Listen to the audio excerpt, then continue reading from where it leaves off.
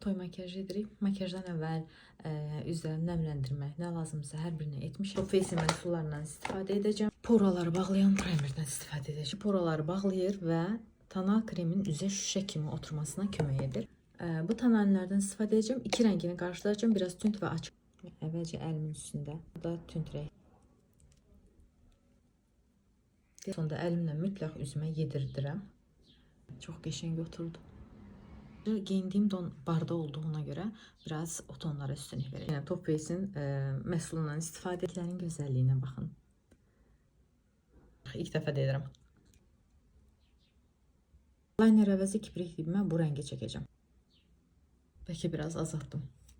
Onun üstünə bir də qulağımın bu hissəsinə. Bu sümüyü daha kəskin göstərir.